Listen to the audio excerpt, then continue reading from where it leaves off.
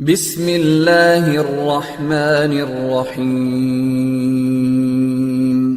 رب زدني علما.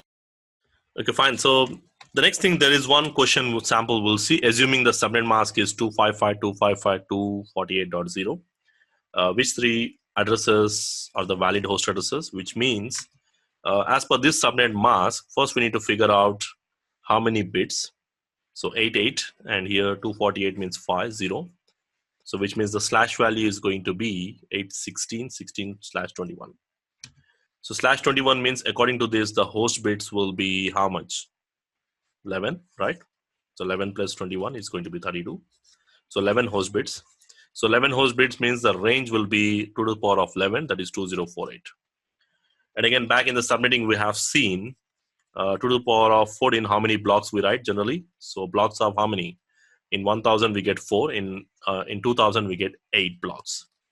So if you remember, in the basic IP addressing we did, the blocks of addresses will be 0.0, 8.0 and 16.0, multiples of 8, you just write down. And now here the question is asking what are the valid host addresses. Now valid means which should not be the network ID or the broadcast IDs. So which means, as per this range, 7.255 will be the broadcast ID. As per this range, 15.255 will be the broadcast ID. 23.255 will be the broadcast ID, and I think 31 like that. So just remember the multiples of 8 table. And if you see here, any multiples of 8 here, 8 or minus 1, again minus 1 for broadcast IDs. So which means here in my example, this is your valid address because it is coming in this range.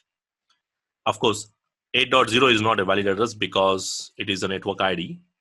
And 31.0 is a valid IP. Of course, 20.0 is also a valid IP address. Okay, so these are the valid IP addresses, which means these are the 3 valid IPs. Even if you figure out the wrong address, automatically get the 3 correct answers. So the questions will be slightly tricky, as you expect in the examinations or in the interviews.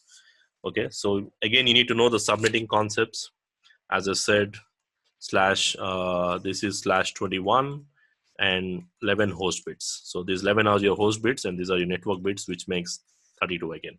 So we need to write the range, and based on the range, I have written the range as 2 to the power of this one, and then the blocks.